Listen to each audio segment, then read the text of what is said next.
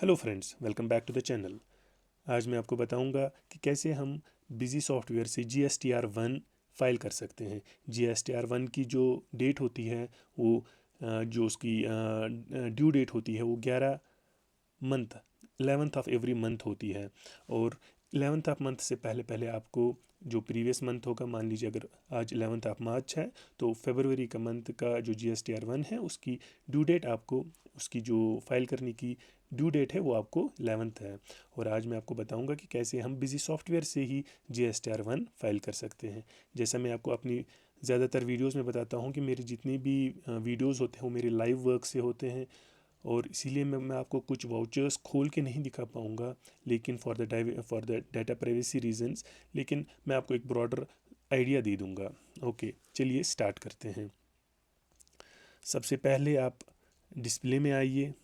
जब आप डिस्प्ले में आएंगे तो आपको नीचे जीएसटी रिपोर्ट्स करके एक ऑप्शन आएगा।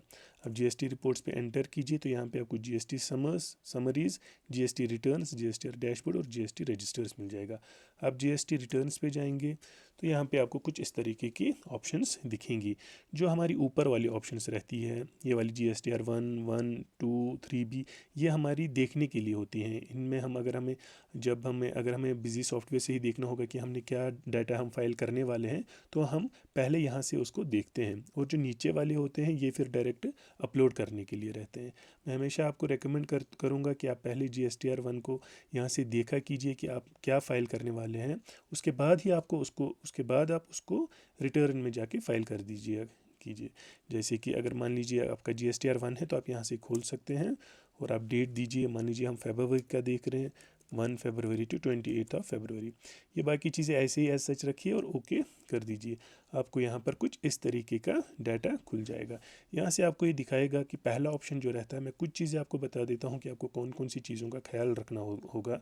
जो पहला ऑप्शन आपका रहता है B2B रेगुलर, ये आपका दिखाता है कि आपने B2B में कितनी सेल की है। मान लीजिए अगर आप कुछ होलसेलिंग करते हैं या रिटेलिंग करते हैं, तो अगर आपको कोई भी B2B बिजनेस है तो आप B2B पे देख सकते हैं कि कितने वॉइसेस आपने B2B में, बिजनेस टू बिजनेस में किए हुए हैं।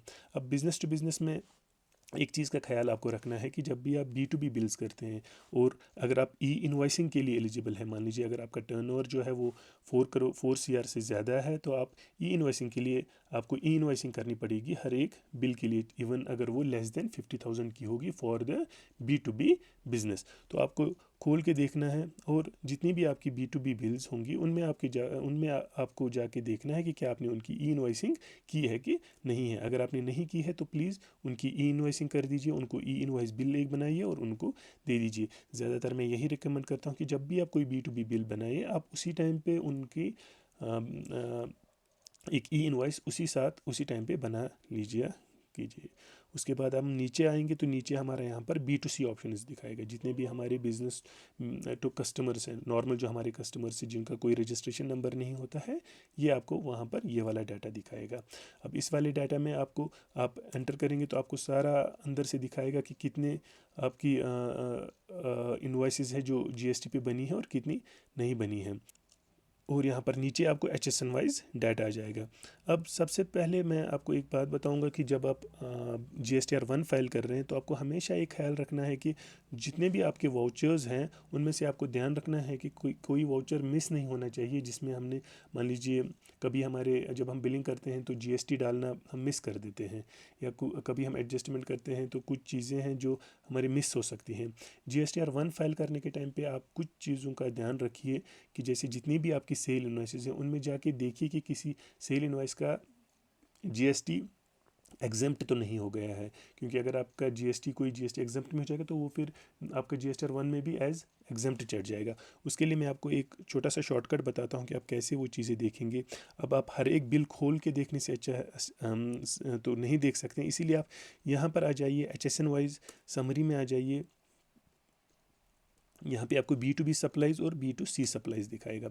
आप B2C सप्लाईज़ में भी आएंगे, यहाँ पे भी आपको डाटा दिखाएगा। उसके बाद नीचे आपको यहाँ पे टोटल डॉक्यूमेंट्स दिखाएगा, इनवाइस फॉर आउटवर्ड सप्लाई, जो आपने आउटवर्ड सप्लाई की होगी। आप इस पर एंटर करेंगे तो यहाँ से आपको ये टैक्स इंक्लूसिव दिखाए। देखिए कोई एक बिल है जिसमें मेरा मिस हो गया है, एग्जेम्प्ट दिखा रहा है वहाँ पे। ऐसे ही एक और बिल है, ये मैंने कैंसिल की हुई है, तो ये तो इसका कोई इशू नहीं है। ऐसे ही आप नीचे जाइए, देखिए यहाँ पर कुछ बिल्स है जो मेरी अभी एग्जेम्प्ट दिखा रही है, जो मुझे रेक्टिफाई करना होगा, इनमें मुझे मिस हो गया है जीएसटी डालना।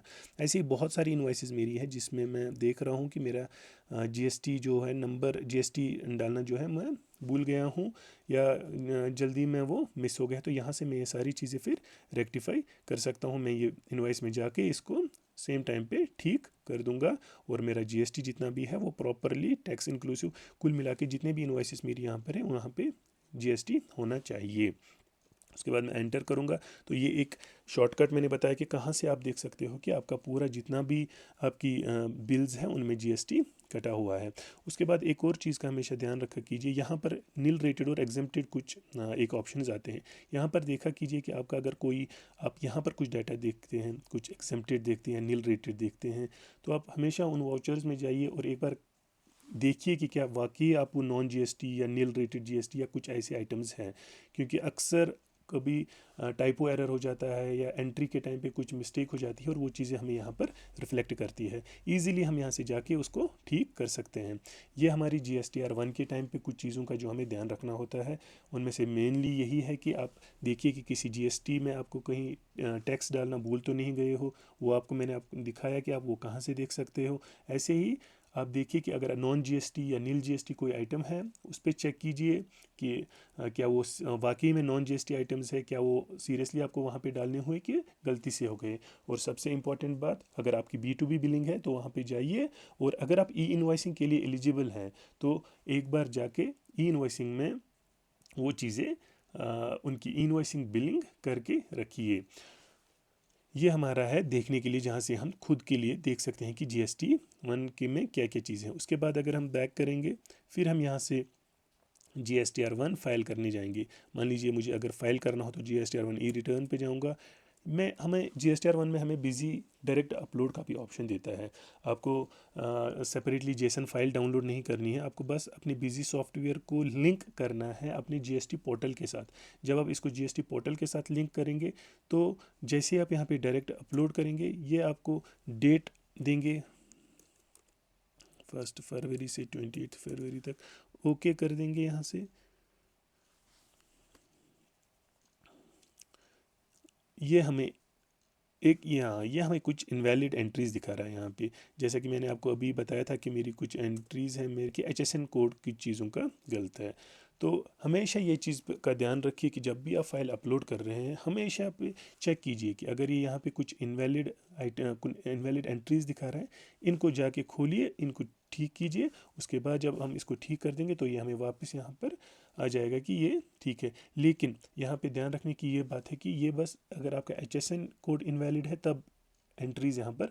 ये अगर आपका कोई GST मिस हो गया, जैसा कि मैंने आपको दिखाया था कि सेल में मेरी कुछ वाउचर्स थी जिनका GST एग्जेम्प्ट चला गया था, यहाँ पर वो वाला डाटा नहीं आएगा। सो ये नहीं समझना है कि अगर मुझे गलती से कहीं किसी वाउचर में GST एग्जेम्प्ट हो गया होगा तो मुझे फिर यहाँ पर वो आएगा, नहीं। यहाँ पर बस हमें HSN कोड अगर किसी का गलत है वो वाली चीज़ें आ जाएंगी। एक बार जब मैं जाके ये बिल्स ठीक कर दूंगा तो मुझे यहाँ से डायरेक्ट एक ऑप्शन आ जाएगा अपलोड टू GST पोर्टल, और एक OTP आ जाएगा जो मेरा GST के साथ लिंक्ड नंबर होगा, कंटेक्ट मोबाइल नंबर होगा या ईमेल होगा।